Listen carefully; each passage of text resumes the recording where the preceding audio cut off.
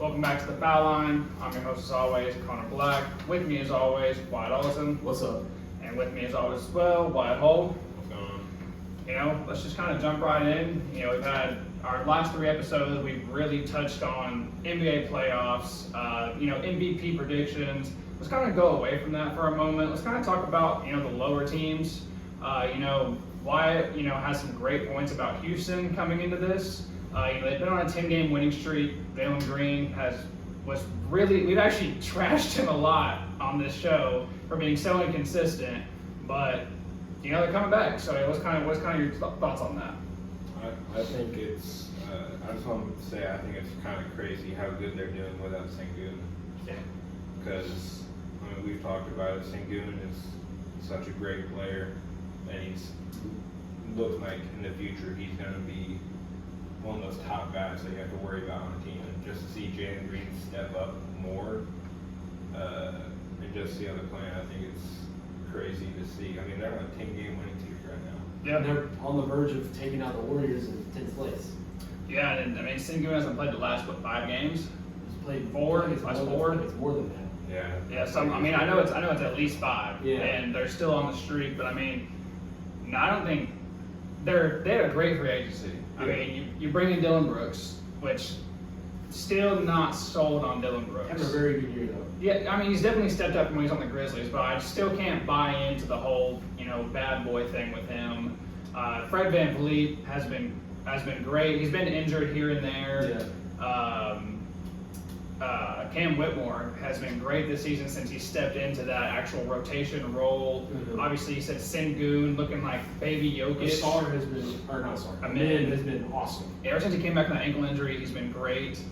So what do you think kind of set off their streak? Like, what do you think kind of put that fire into them? Well, one more thing that they did in the offseason that I think is really helping them is that they got MA. Yeah, Absolutely. Head coach. Yeah. That's a phenomenal point. So do you think that this 10-game stretch, what do you think has really pushed them over the edge to be able to take that leap? I think that they saw that they have an actual chance to make it into the play-in. I'm looking at their schedule right now, whenever it started. It's all started after their loss to the Clippers on March 6th. They only lost by 6 points to a great Clippers team. And after that, they've just been on fire. I think that they realized, especially looking at the standings, the Warriors playing not so good, and all the controversy over there, that they have an actual chance to play with those big teams. Yeah, and I think as young as they are too. yeah, I was about to say, I think they're the 3rd youngest team in the Yeah. league, something like that. I think Fred VanVleet kind of rounds them out. Also, Jeff Green's been a great role player. Yes. I see that thing all the time. He's the LeBron of role players. He is, the longevity that he is. He's effective on every team he's ever been on. He's deep. He's been putting people on posters still this season. He's damn near 30, damn near 40. Uncle Jeff. For real. And Amin, I was going to touch on him. He's been great. So good. And he's gotten better offensively. Yes. That was a big doubt with him coming into the league, was him being able to develop offensively. And I think his mid-range game is starting to look better. I think he's always kind of been decent in there. He really struggles from the 3 still. I think they can figure it out. He's what, 19, 20? Yeah. So he got a long career ahead of him. Yeah. I think Houston, I don't know if they're going to make it out of the play-in. It's going to be hard for me to say that. Yeah. It's going to be hard to just flat out say I truly believe they can make it out. But at the same time, I think the play-in is anybody's game. Like, I thought the play-in last year was exciting. I think this year is way more exciting because you have the Lakers, you have the Suns, you have these are basically you take out the Rockets. These are 3 potential goats like in our generation. Goats of our generation, basically. KD, Curry, and LeBron, all fighting for a playoff spot in the year 2024. I don't think anybody expected that at the beginning of the year. No, especially just with how the Western Conference has continuously eaten itself alive the whole year. Yeah, and then the Warriors. I'm not sure what's going on in Golden State right now. They made that push. I think they won 8 out of 10 games. Yeah, so playing really well. When Chris Paul came back, they started picking up even more. Jonathan Kuminga, stepped it up after All-Star break. Klay Thompson had a great game the other night, like 28-14, which has been probably his best game all season. Curry has the team on his shoulders right now.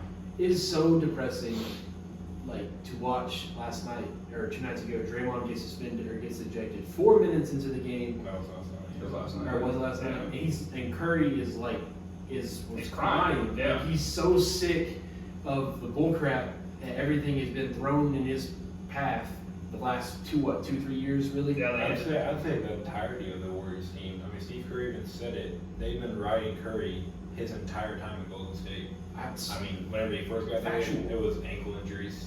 Right. After that, they started winning. They blew the 3-1, and everyone blamed Curry for it, mostly. And then Klay Thompson tears his ACL. KD tears his Achilles. And it was all left on Curry again.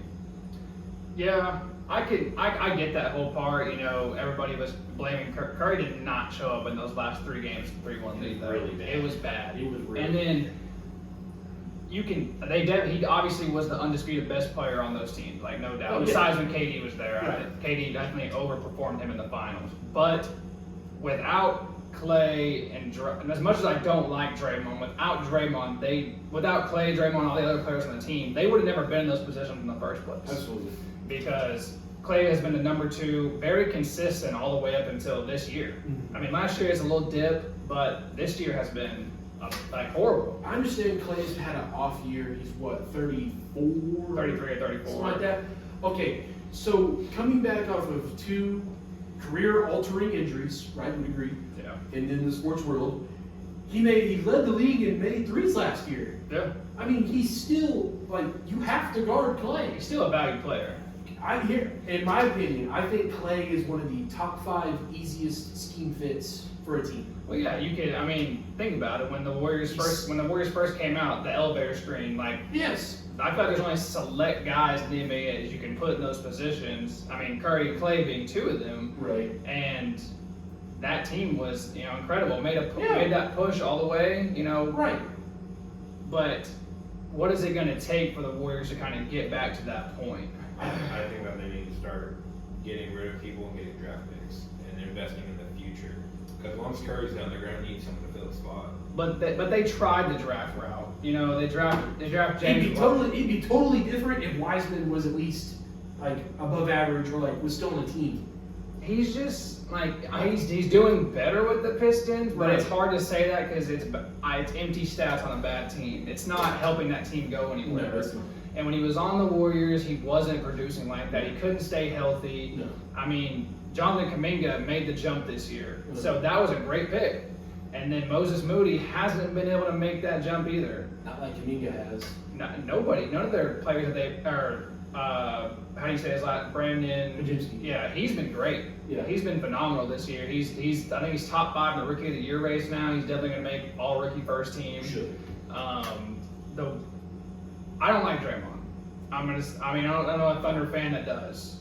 I don't know a lot of fans of basketball that do like Draymond. Unless they're Golden State fans. And I don't even know. That's what I was saying. There's a lot of Golden State fans that don't like. But I think, like I said, without him, they wouldn't be in those positions. No. Their legacies wouldn't be the same. Well, because probably Draymond was one of the better defenders that we've seen. Yeah, and then he was as offensive president as well. He used to be very ball dominant. Yes. Besides just setting screens and getting he was a great rebound. He had the triple double with no points, but 10 assists, 10 steals, and 10 rebounds. Right.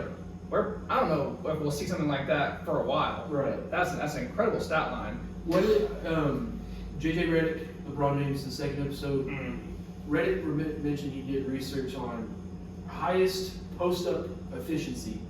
You know who used to lead that for about 2015 to 2019? Who led that was Draymond. In the highest post, no matter if it was passing, scoring, just had the best efficiency in that. So Draymond obviously makes a difference. I like Draymond in the sense I appreciate that he plays hard all the time. Yeah. I can appreciate that. I recognize the impact he's had his whole career. He's really helped make Curry and Klay into what they are. They've been a big part of that. But at what point do you say, I can't keep supporting this? Well, they tried that. Right. And then like when it really, honestly, it wasn't even like what people thought of him wasn't even working close to what it is now to when he punched Jordan Poole. I think that's what started the downfall. I agree. So that when that happened, they had him step away from the team for like 2 weeks. Right. Why did they not suspend him then? You punch your own team. Okay, look, let's say it happened and nobody found out about it. Okay, like the video never got leaked. Yeah, the video never got leaked. But the story never came out, right? Okay. And Jordan Poole just leaves the team, right? Okay. Nobody suspects anything, right? Yeah. Nobody thinks any different. Right. But the fact that everybody's seen the video, fans seen it, kids seen it, everybody's seen it, Worldwide thing. and we know that's why Jordan Poole was removed from the team. Yeah. Why would you not suspend him? But the whole world watching, everybody's seen you punch your own teammate Right. who just helped you win a championship 6 months ago. And hit big shots. Why not send him to the therapy classes then? Okay, I was just about to go there. Take this with a grain of salt, do it as you must. If they legit think that Dre has something mental health related, For anger issues. right. Even that, just simple anger issues. Everybody deals with anger issues at some point in their life. Agreed? Yeah. Right. So, and especially being the stress level of being a NBA athlete, he's a father of 2 kids. It doesn't matter who you are in this world, you can go through something and nobody not know a thing.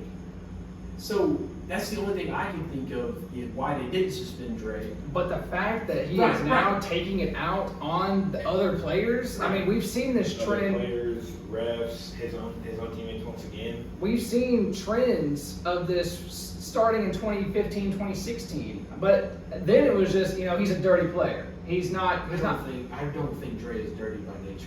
I'm saying that was the narrative. Right. It was, he's a dirty player. Yeah. He's trying to injure other players. The Steven Adams kick twice. Yeah. And him, I'm pretty sure that one game he tackled LeBron, not tackled, but went for the steal and wrapped him up and knocked him down. Yeah. And then the trend just continues. We've seen him stomp on Sabonis, and I think that's where that started the downfall. Was when they were in the playoffs and he stepped on Sabonis' chest and got I think that right there is what started it all. So That was a big controversy too, because one thing I've seen a lot recently is people saying Draymond's a dirty player, but he doesn't try to do it with as much force, if that makes sense, but he tries more to make it look like an accident. Yeah. Like with Sabonis, like with I still don't borderline punching Nurkic. Yeah, that was crazy. That Nurkic hit was crazy. Oh yeah. And then the common foul or whatever it was. Oh, the other night Yeah. when he got that guy across the. Who was it? I never see. They said he grabbed Draymond's arm in the slightest. It did not look like it was. Yeah, I can't remember who they played. It was someone on the Heat. Yeah, when they played Miami. Oh, okay. And Draymond takes that, wraps his arm around his neck, and Yeah. pulls back on him. Oh, And they didn't okay. call it flagrant or anything. And we also seen it when he choked out Rudy Gobert. Yeah, Clay and them were going at it, but that was a little too far. I think he should have been suspended all season for that. I don't think you should, because that's so dangerous to do with how Especially on adrenaline like that. and with how muscly you are as a professional athlete. That's so dangerous. And also, we're punishing John Morant for off the court issues. Off the court issues. Yeah. Good point. Why is Draymond not getting punished for these? John Morant may have had a gun on Instagram Live, but did he use it? No. Did he hurt anybody? No. Did he hurt anybody through his span of anything? No. How many people has Draymond hurt or attempted to hurt? I mean, you're gonna because It's a rhetorical question. I'm going to count. Well, I know, right? But I think also what plays into that is Memphis doesn't make the money, or isn't the thing that Golden State is. Okay, I can see where you say that, but the reason they did all this to Ja was he's making the NBA look bad. He's a bad role model. It's a bad role model for kids and things like that. What is Draymond showing kids? I don't really, but somebody would clown around and say, well, who's looking up to Draymond? But still, Right. I mean, if you grew up a Warriors fan, say there's a 14-year-old, he watched them win the championships. He watched Draymond dominate. Now he sees Draymond punching his teammate for mouthing off to him. choking out a player on the court, punching someone in the face, stepping on their chest. It's just getting worse and worse. Yeah. And, you know, he got mad at Kevin Durant for making the comments of him saying he needs help. How are you going to say that to a guy who was your teammate for 3 years, experienced firsthand, like Draymond getting in KD's face and screaming at him? Remember that? Yes. It was against the Clippers, Yes. and there was other instances, and Do you even think- Steve Kerr says he needs help. Yeah. Curry says he needs help. When I mean, did you guys see last night? Even though Curry hit a dagger to he win, stomped the chair out, he was still so pissed off that he had to go a whole nother night, basically by himself. How many did he hit with? I don't know. I just know he had the crazy dagger and walked off the court and stomped the chair. But like, I think it's getting to the point where if this goes on and Draymond's like this and they keep Draymond for another year or two. well, he's on a 3-year extension, isn't he? Yes. I think it very well might be possible for us to see either I was gonna say, what- Curry leave the Warriors Curry's never gonna leave. His contract or is for him to ridiculous. experience other options outside of basketball. If it keeps like, because we know he loves golf. I think he just retires? No, I he think- doesn't. He's not What's gonna the chance? What's the retire. chance of that? That he If no. I was him and that Could you even entertain the idea? I would. Why? Because Curry has all the power in the world to walk into the front office and say, "We're gonna move away from Draymond." Curry actually only had 17. But at the same time, everybody thought Draymond was going to leave in free agency. Everybody thought he was going to go to the Lakers or somewhere of that sort. Right. But which everybody thought since he punched Jordan Poole, they were going to keep Jordan Poole. And I think they should have. I don't think they should have, because Jordan Poole's career has since derailed since that happened. I mean, That started the But he's- downfall. He's on the one. He's fine. He's 23 years I get old. that. I get that. But we've seen him perform great on the biggest stage, right? And then, but right after that, I think about the confidence hit he had to have taken in front of all of his teammates. That's what I just said. That started the downfall of Jordan Poole, was Draymond punching him. And- so I think whether or not the Warriors keep him, he still goes down, because he's always still gonna have to live with the fact that he got punched in front of the whole world by his teammates. I sort of disagree with that, because if the Warriors would have kept him, I think it would have showed him like, we Still want believe you, in we believe in you, we want you as I our agree. future, and they would have developed him better, regained his confidence, I and he 100% would have yes. kept his All right, game. put yourself in Bob Myers' shoes. All right. Okay. Let's say you have a guy that's been on your team for 2 years. Okay. You won a ring with him, great. Let's say you have a vet that's been on the team for over 10 years, 15 years. He's been there since 2012, so not quite 15. Right. So let's say 10 years. That's when they won. They won in 22. Yeah. 10 years, right? Has been the rock of the team. Is a big reason they've consistently won rings. He's young. He is. If you look at it even though he punched him, if you're in Bob Myers' shoes, who are you going to choose from? Jordan Poole or Draymond Green? Jordan Poole. It's a future thing. I would still. Draymond's at the end of his line. It'd be different if I knew Dre was cool with taking a more of a minimum pay cut, but he's not doing that. Well, I'm just saying, based off, like I I said, would still pick Jordan. he's the vet. He's been there the longest. He has like the seniority. Yeah. He's a leader on the team, because Curry has came out and said that he's a leader. Like, he doesn't want to lose Draymond. Yeah. So if you're Bob Myers, you almost have to choose Draymond, because Once you've stood up before. because of what you stood on. You can't backpedal now. Yeah. And if you get rid of your vet, what are your other vets going to think that have been connected to him for so long? He just got rid of him for nothing. I would have been straight with him and said, there's something wrong with Draymond. He is punching teammates. His attitude is piss poor. And at this point, he's becoming almost a liability. And this is a business. It's not He's personal. old, We makes love a lot of Draymond. money. And I completely agree with that. But I see it from the front office standpoint. They just came off a ring. Where Draymond was a big part of that ring. Yeah. Without him, they don't win it. We can go ahead and say it. Literally was playing center. I mean, And we can say the same thing about Jordan Poole. but like I said, Jordan Poole had been on the team for 2 or 3 years at this point. And then the year before that, really didn't do He much. was very inconsistent. Yeah. Did not look And good. really only had 1 year of being that guy, or being a guy that was dependable for 1 year. And honestly, they were going to have to pay Jordan Poole more because he just came off such a good run Yeah. for the playoffs. So they took the cheaper, more, what's the word? Realistic. Team happy, team friendly option.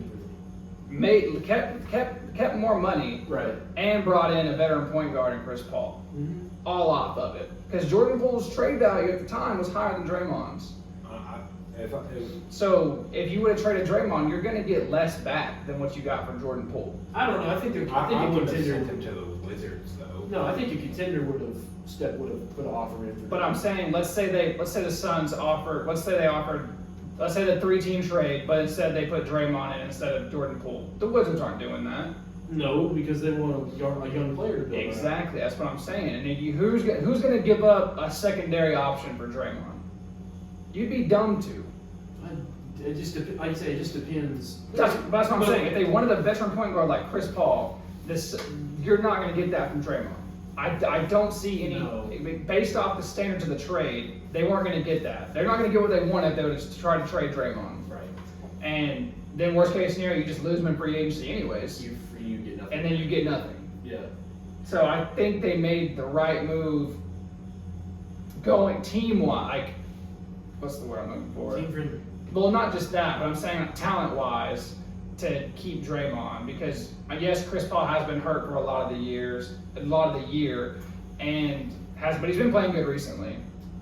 So I think they made the better move in the long run. Or do you just not make a move at all and Yeah. try and make them reconnect and fix their I don't issues? know. I don't think you that's can. pretty- I feel like that is pretty. And part of me wonders if Jordan Poole didn't ask out. I don't think he did. Did you see how unhappy and all that he looked as soon as he stepped foot in Washington? You can say that about a lot of players, though, that move teams. Like, they're doing a press conference. Some players just don't like the media. You can say that about Kawhi Leonard every single year. He hates the media. I mean, even the press conferences, even in his photo shoots, like he wasn't smiling like he was. Like he wasn't Which is happy. Jordan Poole. He's not happy where he's at. Which is so crazy to think because like before the year started, people legitimately thought he could lead the league in scoring. I thought he was gonna win Most Improved. That was my pick. But he came out underperformed. And the thing is, He's back to being inconsistent. and he came off the bench, he looked a lot better. He's been better. Yeah.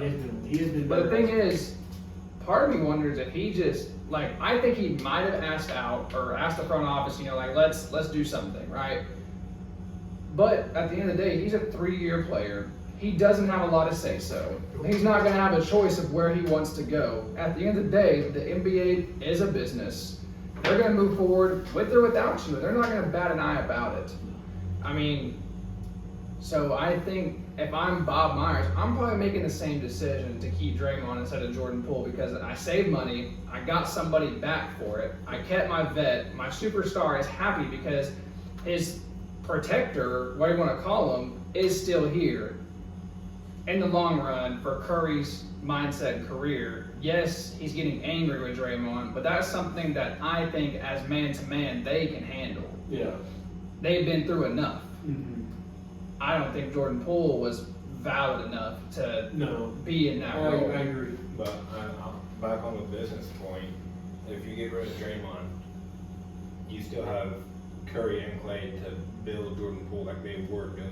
But you lose a power forward vet who is the defensive anchor for a team. Mm-hmm. Because outside of Draymond, they don't have a lot of defenders. They really don't. I mean, you have Jonathan Kuminga, who didn't start being good until recently. And you can say without Draymond being there, does Jonathan Kuminga even get over the hump? Because he's definitely a mentor for somebody like that. Yeah. Dre has put a lot of time and effort into Jonathan. I mean, I think Draymond would make an amazing coach because of the way he leads people. Yeah. I think if you take out his mental factors, he's the perfect player to have on your team because of his leadership, because like you said, he's gonna try hard no matter what. Like that's the guy everybody wants. Like Pat Bev, I don't like Pat Bev, but he's a hard worker. He's a really good leader, and He's just Players follow him. People like playing with him. They don't like playing against him. Those are the guys you want on your team. Mm-hmm. Are the people you love to play with, but you hate to play against. And Draymond's a perfect example of that. And also Jordan Poole, I'm sure he's not complaining. He got paid. He has a ring. I'm sure He's only at what, 23 years old? Exactly. Kyle Kuzma already said that he feels that way. He has a ring. He got paid. He's living. You ain't got to do anything else because neither one of those guys are ever going to be a solidified number one on their team. No. And if I'm them, I'm okay with that. I got my ring. Jordan Poole may have some, mental factors going on with the fact that he got punched, but something you got to get over to continue your career. Like, you can't let that hold you back your whole career. So that's where I stand on it. I like that. Anybody got anything to add to the Warriors situation? Do we think that the Rockets are going to outpush the Warrior for the 10 seed? I think if it keeps going, It keeps going the way. Well, that's what I'm saying. But do you think the Rockets can keep that up? I don't think it's a thing of can the Rockets keep it up. I think it's a thing of can the Warriors right the ship? can they fix the issues that they have going on? Well, the Rockets, this is the first push they made all season to win 10 games in a row. Do they keep winning these games? And that's what I'm saying. Do you think they are consistent enough to keep winning these games? All right, I'm looking at the schedule for both teams. I'm going to take the Rockets to beat them out. I think they've got the momentum. They're hungry. They're on a roll. I said, like White said earlier, like what do they got to lose? Nothing. I think what makes the Rockets so unique. I was going to mention this earlier before we moved on, but I forgot until right after we moved on. The Rockets are so unique because they have two big name players that didn't even go to college. One was from OTE, and players from OTE are looking really good right now. Like in their thing, they have yet to go to college.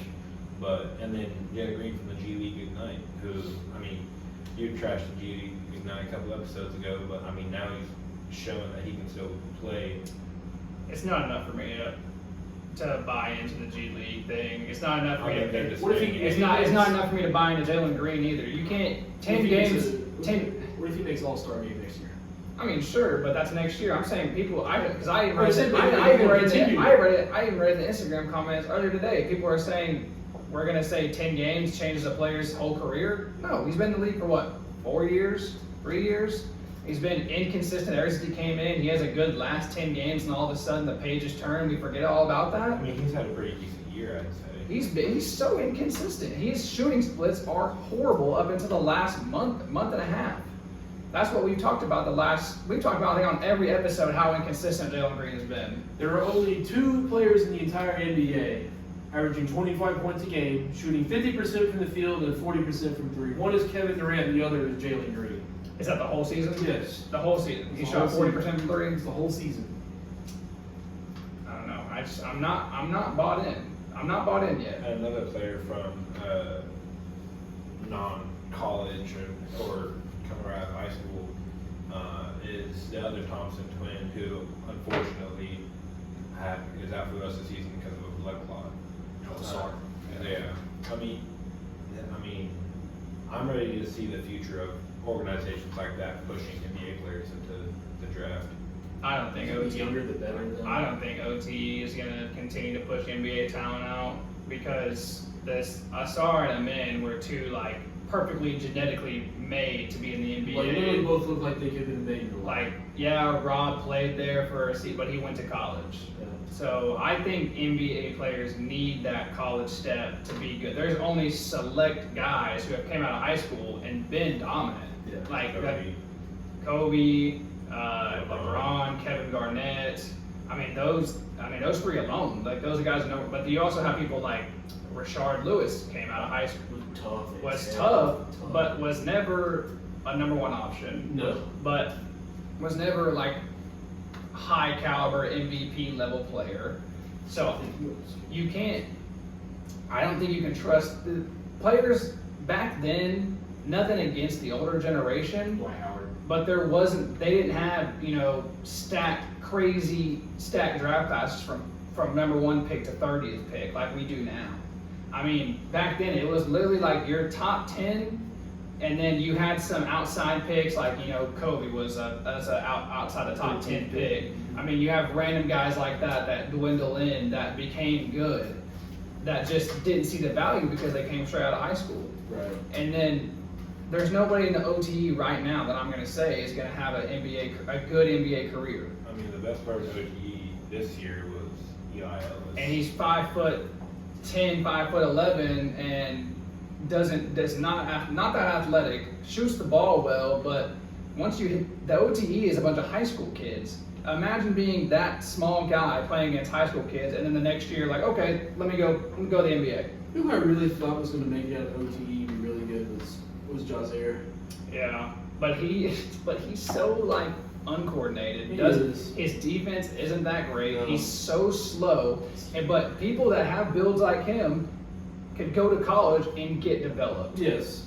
Like, I talk to Caden Thompson about this all the time. We both agree that OTE isn't going to produce this many NBA players as they think.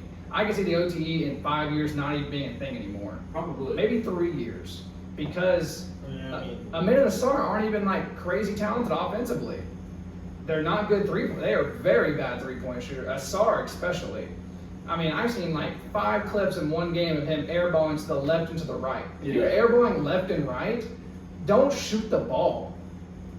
Especially as an NBA player. Imagine if Amid and Asar went to college and they got developed at a school like Kentucky or Duke or UConn or any top school in the nation that's known for developing NBA players. Imagine how much better they would be right now. It'd be pretty crazy. Like, I think the OTE is cool. I think it's a cool entertainment thing. I think it's cool to see high school players play on a big stage. They played the G League Ignite before. It's a cool thing. Think about it. I think an analogy I thought of earlier was the Thompson Twins are like a reverse Shaden Sharp. Yeah, you go to a secondary thing post high school, if you want to say that, but they're severely underdeveloped, freak athletes. Both Thompson's and Sharp, freak athletes, but Sharp didn't play a single game of college, just had high school tape, and Shaden has showed crazy flashes. He just hasn't been healthy this year. So it kind of just is double-edged sword both sides. I mean, even players that played maybe 10 games in college, like Kyrie played 11 games in college and was still developed. Like, if he came straight out of high school, he wouldn't have been that good. No. But he went to college, got the 10 games, got just even going through the practices and getting developed by the different coordinators there. Like, I think that's such an important step they have to take, because I seen, I can't remember what podcast I was watching, but they said that college is where you learn defense. Yeah. Like, it's where you learn high-level defense, like rotating and matchups, things like that. And they're not learning that in the OT. I see so many possessions where they don't even play defense. It's almost like a solidified high school all-star game. And I don't think we're going to see a lot of more NBA players come out of there. And if they do, great. Prove me wrong. I would love for that to happen. I'm not saying I don't want these guys to do good, but I just don't think it's going to produce a lot. I mean, I see it. And you kind of look at college guys right now. I mean, like, this draft class isn't great. No. It's not top heavy. It's not top heavy. It's very 1 through 30. You can't go wrong. Yeah. And we've seen the rankings switch almost every single week. I mean, the one I just seen before I walked in here was Sar, Rob, and Reed in the top 3, and Cody Williams now in the bottom 10, or not the bottom, like the last part, like the bottom 5. And I'm like, 2 weeks ago Cody Williams is number 1. Yeah. But I think Sar is now the undisputed. I think Sar probably is going to be the first overall pick.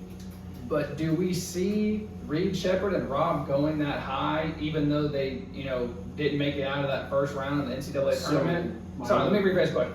Does performing well, let's say you're a top pick going into the NCAA tournament, does failing to get your team past the first round or even the second round, does that change your draft stock? It depends. It 100% depends. Like, if you play good all season, you're going to be let's say top 3 pick, but then you get to the big stage and you just completely blow it, and you score like, let's say 3 points, shoot 1 for 8, and regard and has like 15 points, I think that drops you at least 4 picks. So my rebuttal to that is my reference. So Ohio State football. Marvin Harrison Jr., consensus #1 wide receiver in the draft, generational prospect, was dominant all year, elite, didn't matter the corner he faced, torched every one of them. Gets to the college playoff game, struggles, back half of the season, or the 2 bowl games was not what his standards were. And it doesn't perform in the combine, doesn't perform. It's still going to be. He's still going to be that. It's still going to be a top 10 pick. Right. It's just so this is like for a few years ago when the quarterback class wasn't good in the NFL. Teams reached on quarterbacks. It's just natural what you do. You get desperate. I think that can play into this NBA draft because there is no clear #1. Some team might think Reed Shepard is a late first round pick at most, but some team could think Reed Shepard is top 10 worthy. They take him and back that up. Yeah. So I think it just depends on the team. I really think the March Madness thing, it really doesn't It's matter. one game. Yeah. Because they lost in the first round, and nobody on that Kentucky team shot good. If you go back and watch, this is probably their worst performing shooting game of all season. I will say though, Kentucky is probably, I watched probably 10 or 12 games with them this year. That is one of the worst 3-point defensive teams I've ever seen in my life. They couldn't defend threes. I feel like I'm not saying I'm trying to diss their coach or nothing, because one of the greatest coaches of all time, obviously. But I think that does their defense. Whoever controls their defense, their rotations are not good. No. Like the best defense they played was in the first round of March Madness, and Jack, whatever his last name is, he just was hitting incredible shots. Because if you watch it back, they're contesting those. He's fading away on most of them. He's running off screens. There was nothing more they could do, honestly. Next Miami Heat player. And then they lost. He's the next Duncan Robinson. I mean, even in the second round, he was torching. He's a hooper. He made $70 million in NIL deals. What? Yeah, Yes. the day after, who was it? Was it TurboTax. TurboTax? I scanned my feed, and he filmed it in the hotel hallway. He made $70 million. Yeah, the day after, I'm scrolling Instagram and I see, if you wanna use TurboTax. I'm like, is that? And it's him in the hallway with like a toy basketball, shooting it into like a fake basketball. We need to get that clip. Like it's yeah. I'm not sponsored by TurboTax. Can't put that in there. No free shout outs. No free shots for TurboTax. No free shout outs. They ain't getting our 1K views. Yeah, TurboTax will take you. But it's like watch the clip if he has it. Maybe check them out. Getting ready for game 2. Oh, this isn't even that one. Just show it to him. This one is for, I think it slides. For Being no Cinderella, Ufos. baby. But I've got my magic slippers. Okay. Ufos, baby. I have a Check pair, them out. actually. Yeah, he made $70 million. 70 million? Yeah, Damn! and brand deals. And he Based off only those 2 games. Oh my goodness. Yeah, that's how it can work. Though. That's how NIL can boost players That's who don't get a lot of attention. Yeah, that's also why. Alright. Alright, we don't That's, get this that's fine. also why, the overtime elite. We ain't no Cinderella, baby. Little Cinderella. Literally in the lobby of a hotel. Yeah. That's something like. I lost my train of thought. I mean, that's why March Madness is important because I mean they were a lower seed team. Yeah. He went crazy in that first game, and now he's loaded. And probably can probably get signed as an undrafted He's player. coming back for his sixth year. Yeah, and then if he performs great next year, Why not? great. And he can definitely be Is he staying with Oakland? Yes. he could be a late second round pick. He could be an undrafted player at this point. But Who was that one guy from Gonzaga that went undrafted? He was crazy every season in March Madness. Drew Timmy. yeah, I'm pretty sure he plays in the Bucks G League team. That's one of the people I really wanted to succeed in the NBA. but He's just he's not even like he's old. He's just a basic big man. He has no out. He can't really shoot the 3 ball well. He's kind of like outside of Average 3 athlete. outside of 3 foot range. He's really Kind of ineffective. yeah. But staying on college, one player that I really like that is playing for Duke right now is Jared McCain. His TikToks crack me up all the time, and he trends for so many things.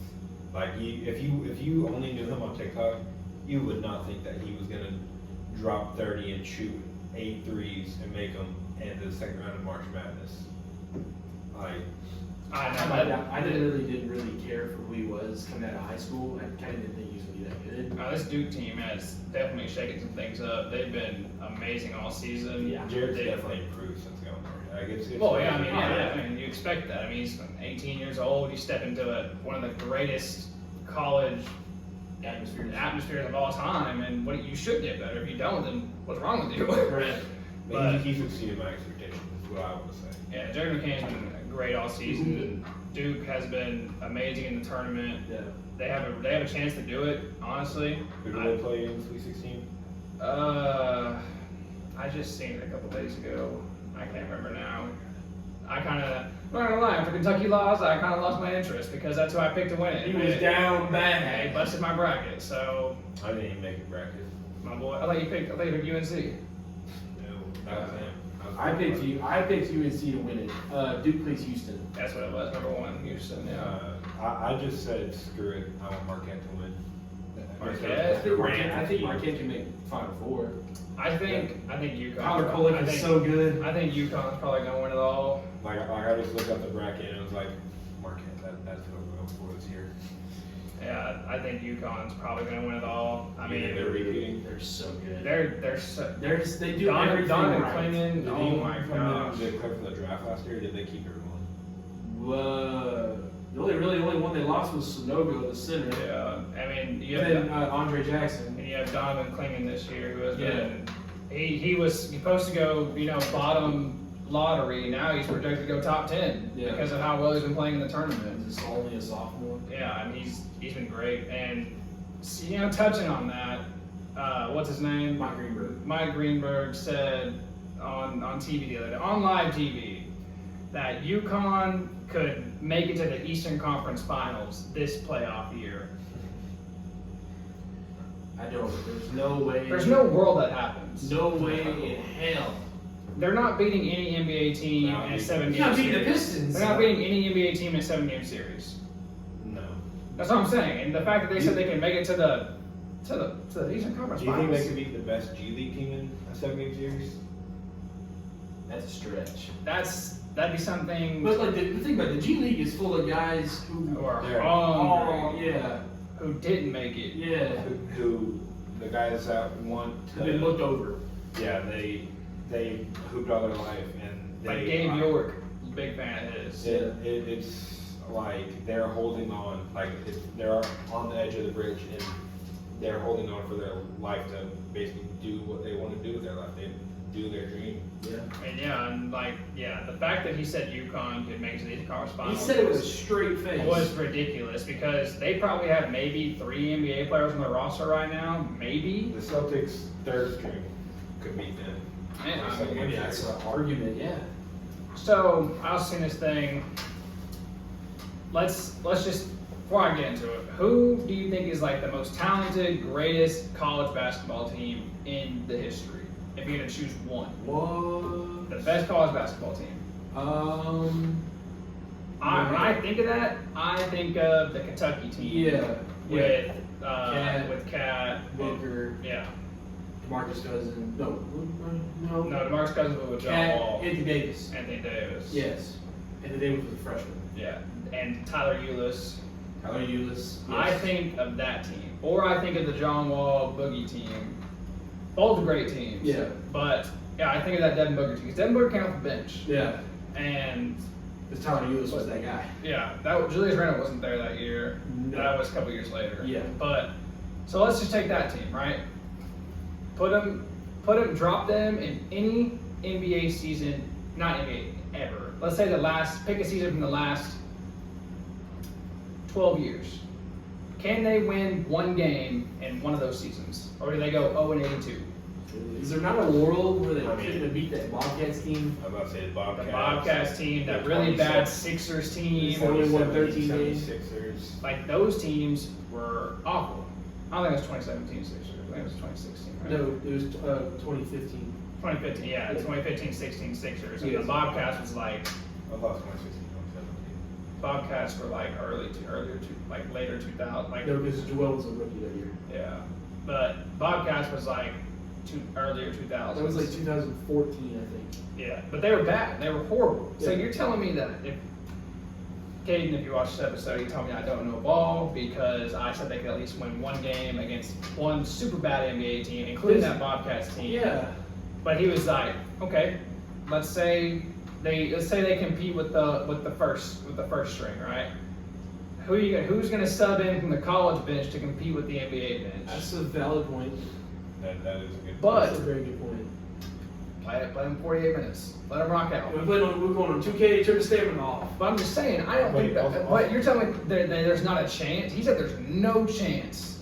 No chance. I think there's a chance. I think there's a slim chance. Against that horrible Bobcats team. Yeah. How long are college games? 2020. Yeah, so they're if you Like, they're you're playing basically 38 minutes a game. yeah.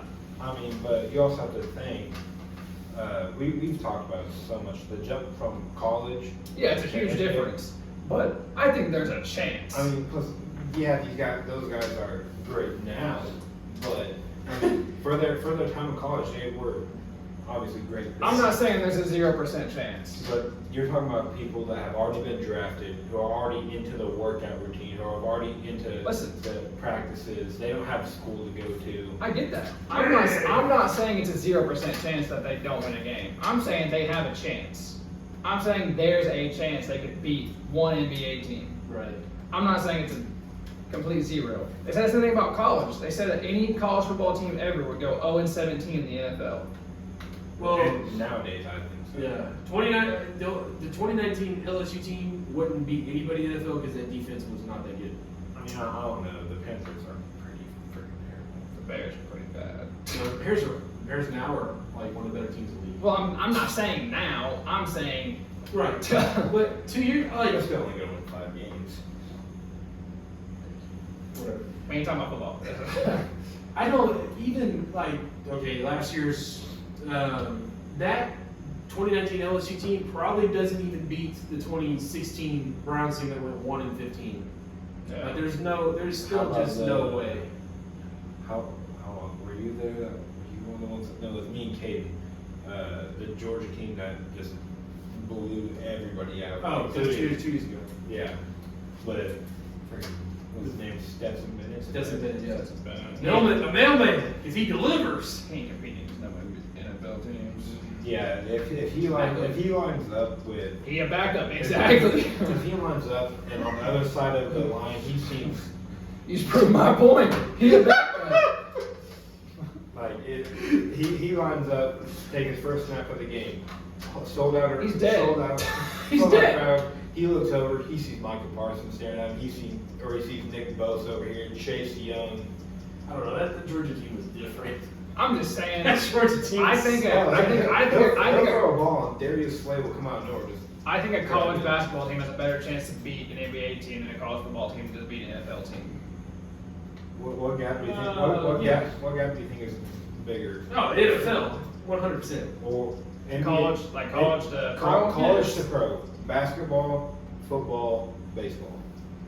Oh man, well, I'd say it. it's hard to say baseball because high school kids cannot dominate all the time. Yeah, I was gonna say I wouldn't put baseball in there because you got kids in college throwing. I see Baseball, you just gotta get noticed. Yeah, I think I'd say football. Football, I think so. Because I mean, look, like I said, high school is now different. Though. right. I was want to say the Thompson Twins are still 19 years old. That's not, and but I said, already but good- I as would good as I they would are. say football because like we've seen college quarterbacks in the last, let's say, 10 years that have been the undisputed #1 quarterback, and then not do great. Still here and there they pop up, but like not. what they should have been. But then the NBA players, they most of the time you get a bust in one like every 5 years. Yeah, every 3 to 5 years in the a top 5 pick, anyways. I mean. Who are the most? James Wiseman is one. I wouldn't even say he's a bust. He just hasn't. He's been Because he was number 2 pick, but couldn't stay healthy with the Warriors, and then was underdeveloped because he couldn't stay healthy, and just hasn't improved since then. And now it really. But he's still in the league. Yeah. He's still starting. He's still getting minutes. It's not his fault. He's got a terror. The most recent actual bust who's not in the league anymore, I'd probably Monty Williams is pretty bad. most recent bust that's not even in the league anymore. Probably Josh Jackson, top 5 pick. Yeah. Reds rocking Bender. That was a long time ago. It was 2016. Josh Jackson was after that. 2020, Josh Jackson was 2017. Most recent, that's what I said. 1 year. Is it still most recent? No, I feel like you can find one more. Man, you know what you saw always make me mad? Who from 2018 to now? That was a top 5. When I say, I'm saying bust is a top 5 pick.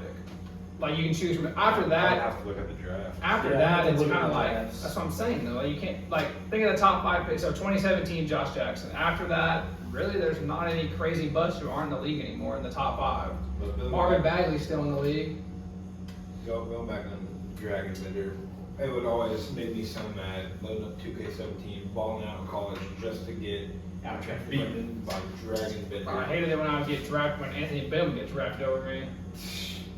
Back in 2K, what I would was it, average 13, 14? average 40 points in college just being picked at the 28th pick.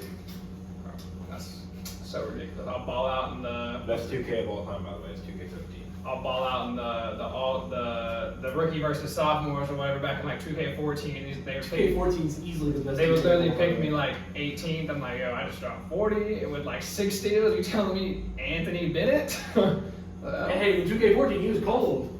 no, he's never been cold. He's So probably. was Tabo Cephalosha. Oh, Thompson Twins. When has Tabo ever been good at Tabo was a decent role player in real life, though. Like he wasn't like he had a good What NBA happened? career. He just, I mean, he He retired. was old. He was in his mid-30s. Was he the one that I saw on the G League team not too long ago? Who? There's a Thunder role player. That's Andre Roberson. Andre Yeah, when he was, Roberson. Yeah, Andre when he was Roberson. on the Thunder G League team. Yeah. Just because he snapped, because he tore that ligament in his knee and was never the same after that. Yeah. He was a defensive. But now he's playing overseas, and I think he's playing in Greece right now. Philippines, yeah. But we got way off track. I don't know what we're talking about. We're just talking, man. But Jared McCain. Jeremy McCain to Andre Dragon Roberson. Bender. From Jeremy McCain to 2K. But kind of touching back on the college situation, do you think who's your top 5 picks right now? Your top 5 pick in this year's draft? Like just in like just. I don't know. 1 through 5. I haven't been able to watch enough college. Man, I would say Cody Williams. No, in no order. No, I want Oh, okay. 1 through 5. Number 1, Cody Williams.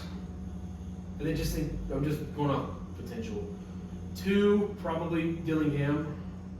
Sar's not in your top 2? Sarby 3. I really like. I would say you'd also have to think about the teams that are drafting them, or are you just going straight off talent? I'm just going just 1 through 5. The Yeah. teams ain't been set yet. If they Yeah. were, then I would say that. I love Caleb Love, but he's too old. Um, He's too old to be a top pick like that. I think he'll be a lottery pick though. I agree. A bottom lottery, then maybe a 14th or 15th. Yeah. I love Terrence Shannon. That boy can score at every level. He's 6'6". He's got the defensive. He's got the physical tools to become a good defender. 16, he's going 4. I don't see why not. He's a go get it scorer. So he got 5. Who's your 5th pick in the draft? I love Donovan Clean. I don't think he goes that He's high. not going to go that high though. It's really hard. It's really hard. So got Reed, D.J. Wagner. He hasn't played a whole lot. I know, I'm just naming off players. No, what's the one? There's the one kid with the dreadlocks for Kentucky, Aaron Bradshaw. Yeah. I Also, Kyle could easily go top. He's got top 5, top 10, top 8. I think Kyle's a top 10 talent. He's just very, very soft Yeah, he is kind of soft. for how big he is. Yeah. I think my top 5, I think I'd go Sar to 1. I think Matas is still in the top 5. Could absolutely. I'm going to throw him down at 4 though, and then I'm going to put Cody at 2, Rob, and then Matas, and then Reed at 5. Based off projections that I've seen, based off how they played all season and their roles, that's just kind of how I think it could go. But honestly, I don't think anybody can predict how the draft is going to go this Who year. did I put at 5? Oh, I would say if I could slip out my 5, I would also put Dalton Connect in there. Yeah. He's been balling too. Yeah. OKC could easily have a great draft pick with Donovan Clingan. I think that'd be a It just great fits pick. so right. And his defense is his off-ball defense is really good. And he fits the timeline. He'll only be 20 years old. Yeah, I mean I don't think you can go wrong with any pick in the draft. No. There's not a wrong pick for anybody really. I mean, I want to say 1 through 30, but your lottery is 1 through 4. 1 through 15 is wide open. Yeah. Like, Montas could easily fall to 15. And he was protected number 1 last year and just hasn't performed well on the G League night. So kind of touch on the G League night. Why do you think they're shutting it down? Just hasn't had the backing to keep going. Hasn't produced results. So- I would say, I don't think people look at them as like an actual team, so they're not bringing in as much money. I would say it's a money thing. I think they probably bring in more I think money that- than most. I I think think they bring in more money than most G League teams. I don't think Because they actually get TV time. I mean, the main reason they were getting money last year was Scoot. And that's another person who underperformed coming out of the G League United. And I think what makes people look at them as more of like a non-actual team, Jesser's video of G League United did not help. No, they're just not. That did not help. That's what I'm saying. You can't. They are literally Can't market on the yourself path out to the there. OTE basically. That's what the G League Night reminds me of, just another OTE team. Yeah. And they're producing the same amount of talent out of there that the OTE is. I mean, Yeah. they produced Jalen Green and Scoot Henderson, 2 top 5 picks, Who struggled. and then Jalen Green is pulling it together. OTE produced 2 top 5 picks. Yeah. Granted, they haven't been a thing for very long, but they produced 2 top 5 picks who I mean, are horrible offensively from the 3, decent from the Min's decent from the inside, mid-range. Asar, I don't think has any. You can't really do anything outside of 5 foot. It's- you know what all of those players all have in common? What? They're all athletic freaks. Well, yeah, But their offense is I'm saying if you send all 4 of those guys to college, if you send Scoot to college, if you put him in a Kentucky guard system, Woo! it'd be great. Kentucky knows how to produce guards. Yeah. I mean, that's probably if you're a guard and want to go to the league, go to Kentucky. I think Scoot could easily have like De'Aaron Fox type impact. Yeah, for sure, definitely, yeah. Or even like Jamal Murray, Oh, yeah. people like that. You know, continuing the college trend, let's kind of switch over to the women's side. I mean, Caitlin Clark recently just got an offer to go play in the Big 3 for $5 million. Her projected rookie contract in the WNBA, I'm pretty sure, is like $70,000 to $73,000. not including any of the brand deals. Well, yeah. So what she'll make based off WNBA, $70,000 to $73,000 in her rookie contract.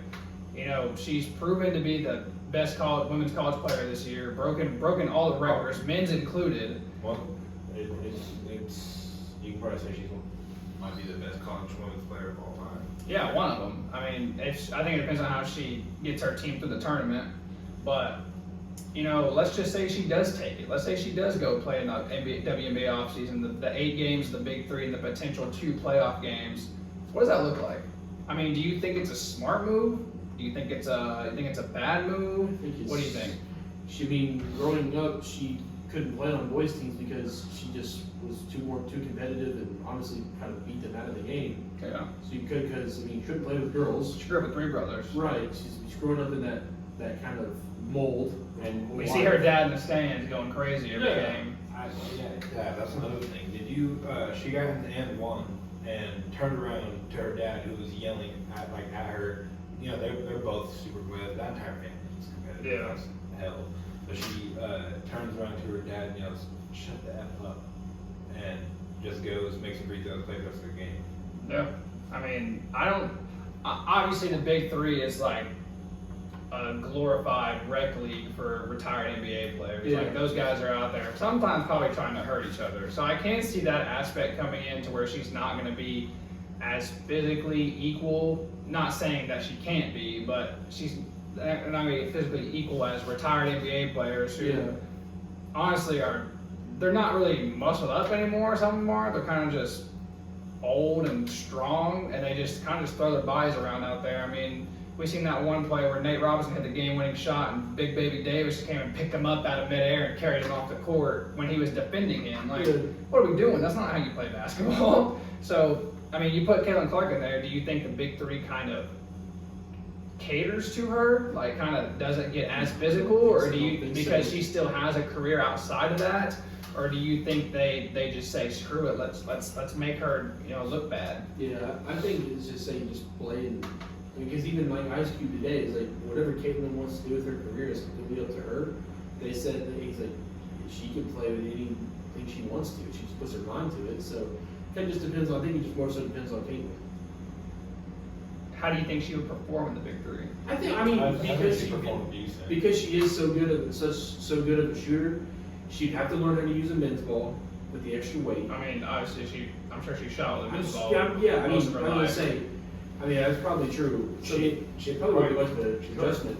She's probably quicker than a decent amount of them. She probably would be she'd be easily the best shooter in the league if she got to the big three.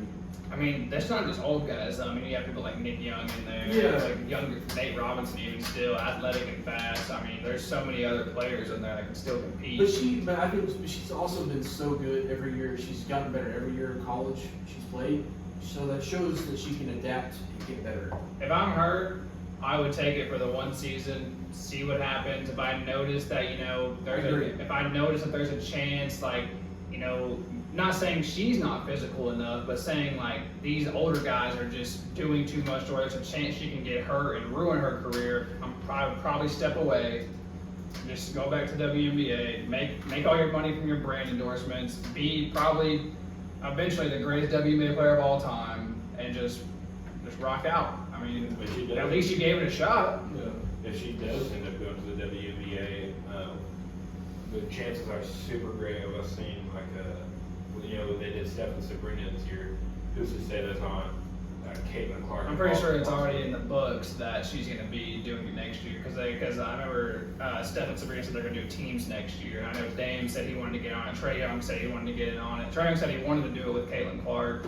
So we're probably going to see it no matter what. And I think it's a cool thing. I thought the Steph and Sabrina thing was really cool. Definitely opened up the eyes of a lot of WNBA haters, you could say. And the game's expanding for the WNBA. Yeah, women's basketball is at an all-time high right now. I mean, it all started last year with Caitlin and Angel Reese going back and forth, and we're seeing that again this year. Players like Juju Watkins, Caitlin Clark, Paige. We've seen Angel Reese. I mean, the one big girl from Iowa State. Yeah. Audi Cooks. Yeah. And then the girl from Stanford. Yes. Paige Beckers came back from ACL. Yeah. I mean, in her last 2 games, she's had 60 points and 21 rebounds. Yeah. And I think like 18 assists. I mean, she's been amazing on both sides of the ball. So we're definitely going to see the WNBA the entire South Carolina roster. Yeah, we're definitely going to see the WNBA market continue to grow with these players coming in. I'm all for it because, they talk about, wanting to get paid the same. For that to happen, the market has to grow. Yeah. And I'm all for that. And I hope that the market grows. Absolutely. And I hope that. I hope we get a WNBA team at OKC.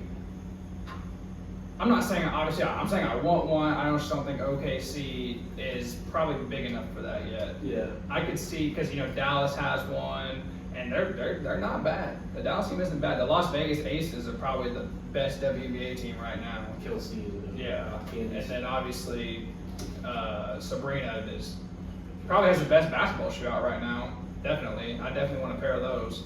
But yeah, I'm excited the way that basketball's going for W. I'm glad it's growing. I love the excitement. I'm seeing videos of girls who are freshmen in high school dunking. It's crazy how the game's evolving, and I can't wait for it. I hope we see more crossovers like Steph and Sabrina. I think that's something cool that the game can bring. And yeah, I'm just excited for the future of basketball in general, the upcoming NBA draft, upcoming WNBA draft. I think this push in women's basketball is putting a lot of, like you said, a lot of haters to rest.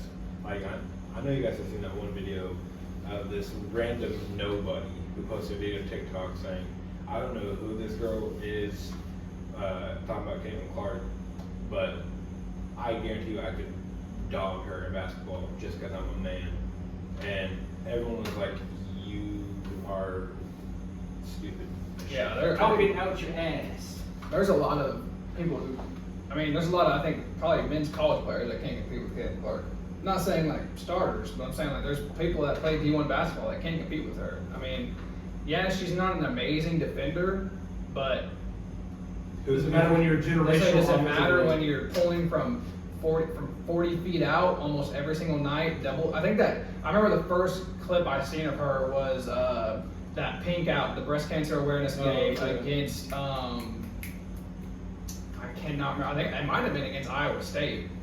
And it might have been their breast cancer game. I know it's they had the pink jerseys on, that's what I remember. And she was pulling from half court, like one step inside the line, knocking down shots, and I was like, they call her before anybody knew her name, they were calling her like Miss Steph Curry and everything like that. And I was like, this is gonna revolutionize the game. And look, here she is, 3 years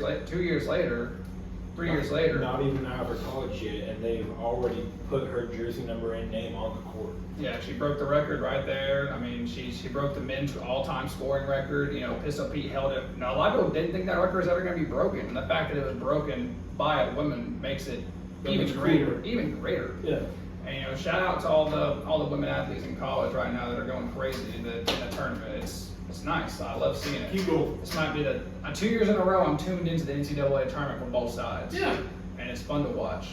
I saw that Caitlin Clark and LSU could have a rematch, not even in the final. You imagine the ratings that's going to get if that happens? It's going to be great. People want to see it. That's what they want to see. And Best of the best. Yeah, and LSU, they've also been on a tear. Angel Reese is a great player. She dominates the paint. There's not a lot of players that do it like her in the paint for the women's side. A really good head coach. A really good coach. She's probably one of the best women's coaches of all time. A little crazy, but Little crazy, just a little bit. The Iowa coach too, she's great. Yes. Yeah, I'm excited for the path that women's basketball is taking. I'm ready to watch South Carolina win it.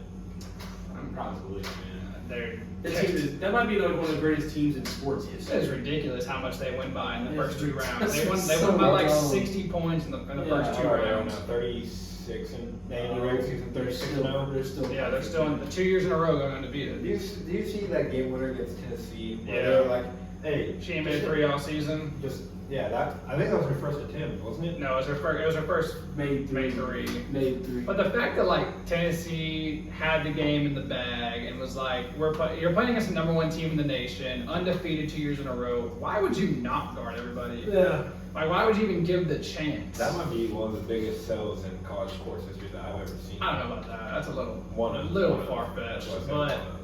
yeah, and the crazy thing is, last year they graduated their whole starting 5, Yeah. and they have a whole new starting 5 this year, and are still It doesn't undefeated. even matter. It didn't matter because their coaching staff is amazing. And I guarantee you, they have even.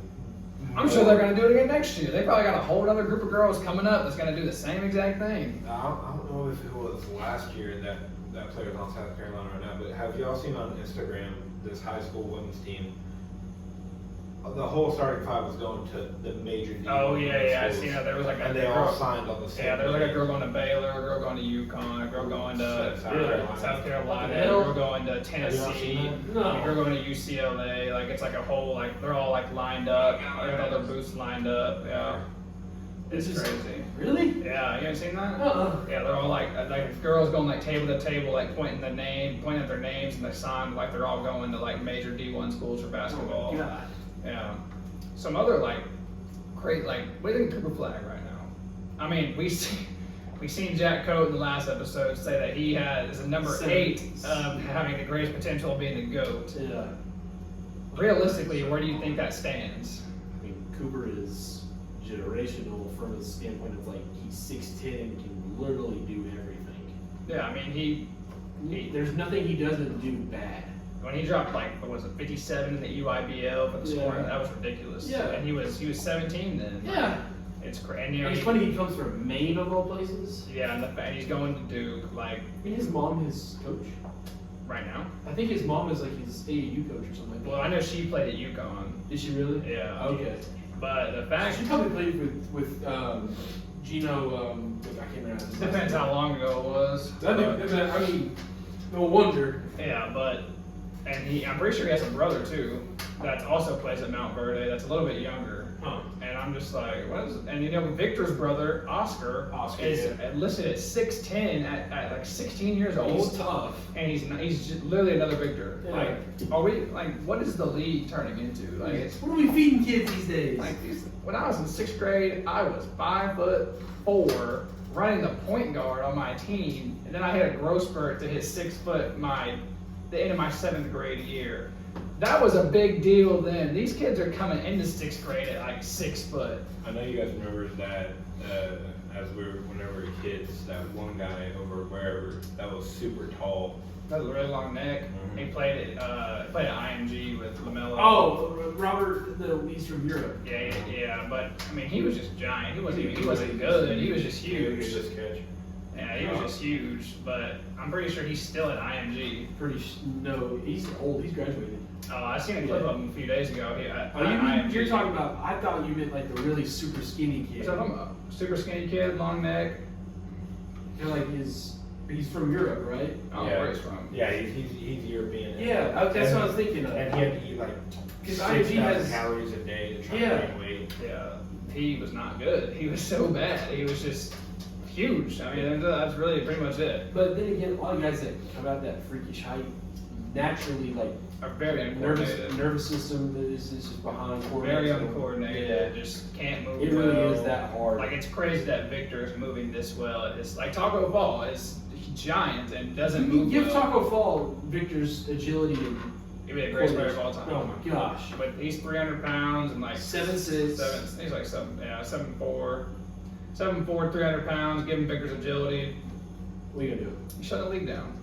Bring Taco back. Let's sign Taco to OKC. Playing in Taiwan. Let's sign Taco to OKC. Come off the bench. Would you rather have Taco or Tenacious? Taco. I don't like Thanasis. I don't listen to his podcast. But no, yeah. I mean, closing segment here. Let's just kind of let's rank the top 5 women's NCAA players right now, and why don't we even start it? Number 1 is Caitlin Clark, no doubt. And do you think Paige is 2, or do you think Angel? This is your list. Oh, we're all doing our own top 5? Yeah. Oh, okay. Caitlin Clark at 1, undoubtedly. Angel Reese and Paige are 1 or 2 and 3 for me. Who's 2? I don't know. Yeah. It's interchangeable for me. Oh, no, they're 2. I really think you can't go wrong with that. Yeah. So you now 4. Yeah, 4 to 5. I don't know her name, but the center for South Carolina who just dominates with yeah. threes. Yeah. Honestly, that Iowa State freshman with how she performed in March Oh, Madness. there's a girl. Yeah, she's tough. She is tough. Yeah. Audie. Audi Cooks. Yeah. She's not. And she went Judy Cooks. She went toe to toe with that. The girl from Stanford. Yeah. And she's amazing. Yeah, She she's scored. 40. Yeah, they both went crazy that game. I'm surprised it didn't go to OT. Well, they both fouled out. Yeah. All right. Who's your top 5? So I have obviously Caitlin's number 1. Surprising. I got Paige 2, Angel 3. I really like Malaysia something from South Carolina, little short point guard. Yeah. She is tough. Like, she scored anywhere she wants. Yeah. I got her at 4, just because I think just because she plays on such an elite team, she kind of gets overshadowed individually. And then I know she hasn't had the best year. I still think she's one of the top players in the race. I still think Haley Van Lith is up there. Her and then Juju would be interchangeable. I think Haley's problem is she's been too inconsistent. I Yeah. think when she's better when she has the keys to She the does, team. yes. When she was at Louisville, she had the keys to the team. Yeah. And was hooping. Mm-hmm. So my 5, obviously Caitlin, then Paige.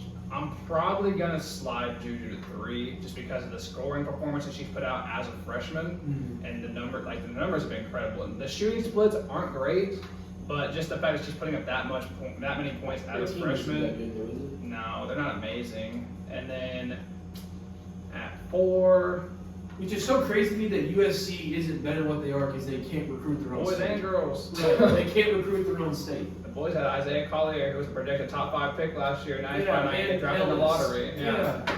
And Boogie Ellis, he probably only got the top. He was projected top 5 as well. Yeah. They won like 12 games this year. Yeah. But yeah, 3 I'm gonna take Juju, 4 Angel, and then at 5 I'm gonna take the center from Stanford. Okay. Yeah, let's round out my 5. But yeah, I mean, this is kind of funny. I know you remember him posting on Instagram 4 months ago. It was ESPN posted something by Kate Clark, and he reposted it, "Who?"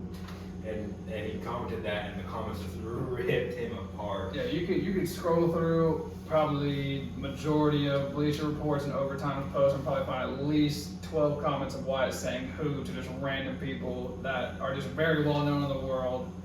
I'm pretty sure. Just bait. I'm trying to bait somebody. Bro, nobody cares. Nobody comments back. I If you do. want to go trash comments, just go find Wyatt's comments, trash him, run him up, please. Put this guy in his place because he deserves it. That's all I got. So that's an ending. I feel like that is very uncalled for. No. What do you mean? What do you mean? Go disrespect this man. You absolutely. Go Just disrespect. Go look watch up. his stories. Watch his story posts. Go ahead and follow him on Instagram. What's the Instagram? Huncho Chug Jug. Yep, yeah, I'm not even gonna say it. You heard it. Huncho_Chug Jug. Go follow it. Go just discredit this man. Every comment you see, tear him up. Go look at his Instagram stories. I would gladly accept any You're gonna see smart-ass remarks. You're gonna see a lot of LeBron deriding. You're gonna see a lot of back and forth inconsistencies with OKC love and hate. You're gonna see a lot of Russ hate. So let's just go ahead. If you're a Foul Line viewer, go ahead and destroy this guy for just being a hater. Garrett's been telling me about it. He wants me to live stream and post a video on my YouTube ranking all of Wyatt's takes worst to least. Man, we could do that as that's an hour-long episode. That's an episode Shut by up. itself.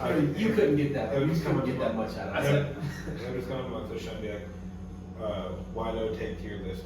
Yeah, that's an episode by itself. We could, that's an hour and a half. All right, 3. If we Every episode in the last 3 years, yeah, we could definitely pull an hour and a half. if we went through all of his stories that he's posted within the past year, oh my lord. Hey, it's okay. We all have our bad times. Just you have them a Well, lot. it seems like y'all don't. I'm not even gonna. I'm not a hater. I'm not even gonna mention it on the pod. What's a bad take I've said? Come on, name one. I can probably think of one. You can. You say one right now. I'm not gonna say it on the pod. I can didn't listen to me. I can name 5 right now. You I know you remember what he. No, shut up. Do it right now. name 5. Give me 5. 5. Yes. Okay. Let's see. That Russ. What'd you say? His stats were inflated. Not true. I can just name 5 of Russ alone. He's overrated. He isn't. That's just Nobody. He's not a top 5 point guard of all time. Let's see. He didn't deserve the MVP. And LeBron should have gotten the MVP over James Harden in 2018. What does that have to do with? No, I'm just saying. That's just 5 bad takes. Whenever I first met him, and within the first week of me having him on my And Kobe's not top 10 all time. That's. within the first week of me having him on Snapchat, he posted on a story his top 10 NBA players all time, and I remember this to this day. He had Michael Jordan at number 6, and that Jordan number 6. He showed me a list. He had to save in the I chat. had number 4. Either way, it's ridiculous. he having him out of the top 2 is borderline blasphemy. Jack Cope thought Steph Curry was over Michael Jordan. Hey, listen, Jack Cope, listen. If you're watching this, again, I seen you in my TikTok comment. We seen you say, let's run a pod. Come on, Jack. Come on. We'll get you on the pod on face cam. It don't matter. I don't know if you're trolling or what, but it's horrible. And I'm tired of seeing it on my feed. I don't know if it's your friend that's done the show with you, your friend being having some. He has some patience. Yeah. That's for sure. You remind, what's the guy's name that you watch? D'Angelo. Angelo? Angelo. Yeah, you just like him. I hate his videos. I don't like your videos. Okay, that hate is crazy. No, nobody wants to see him prancing around in Jason Tatum jersey while Polo G's playing in the background. That song about 4 years old. That's what I'm saying. I can't. No. Either one of y'all. Come on. I don't care. But No, I want to find one more wide take. What has this turned into? it's turned into a wide hook. Your ending segment has turned into slander my name. And I don't You do appreciate it. You do it yourself. Everybody has their own opinions. And yours are just really bad. You can't tell me if someone's opinion is good or bad. I can't. It's a completely subjective. I Okay, can't. this is game of basketball. He said Logic is better than Eminem. That I think it is. Music is total subjective. I don't care about music. That's horrible. Like, what are we doing right now? You Why? can't say you don't care about music. I'm not saying. I'm saying I don't care about it for the show. But like, why? You gotta do some hard thinking before you say stuff. Like, he said D Rose needs to retire right after Memphis signed him to be a mentor. That's kind of me. That's not a bad take. No, yeah. I don't think you should retire. It's not a bad take. He's not really doing anything. He's worse. He's worse than Udonis Haslem. Okay, now that one is a little crazy. Seriously? Yeah, You that really think there's that big worse of a gap? than UD? Hey, UD Udonis Haslem scored. No, Udonis Haslem. UD didn't touch the court the last 5 years. What is D Rose? He at least got playing time this year. D Rose hasn't been like supported winning in forever. He's at least got playing time this year. UD didn't What play is the that? last game of the season. Because D Rose has to, because he's horrible. What? He has to play because he's horrible? Yeah. What does that even mean? He has to be given him 40 minutes. Shut up. That don't even make sense. He has to play because he's horrible. D Rose is horrible. Alright, anyways, I'm done listening to this guy. I can listen to him every day of the week anyways, and even more on the show. So, And seriously, add me on Instagram. go We'll rip argue this about guy it. on Instagram. I'm tired of him. Man, he hates on March Madness because He said Cinderella teams don't mean nothing. He hates Cinderella teams. I do hate Cinderella. Yeah, it's ridiculous. Anyways, to wrap things up, make sure to go follow this guy on Instagram. Go tear his ass up in the comments. Just go rip him apart. We're gonna get some clips of this, and they're gonna rip you. Anyways, ending question for the viewers: who is going to win March Madness, men's and women's? Comment below. And would you like to see a podcast just going over his takes in the future? Yeah, I I feel feel like like us to just debate about Wyatt's worst takes of all time. That would be a fun episode. But anyways, make sure to like and subscribe, comment, make sure to go follow the socials at the Foul Line on Instagram and TikTok. Go run those up. Go, like I said, go tear this guy up in the comments. Make sure to comment on our YouTube video. Like I said, who's gonna win March Madness, men's and women's? And would you like to see an episode of us tearing this guy apart about his takes? But for the Foul Line, I'm Connor. This is Wyatt. And this is also Wyatt. And we'll see you next time.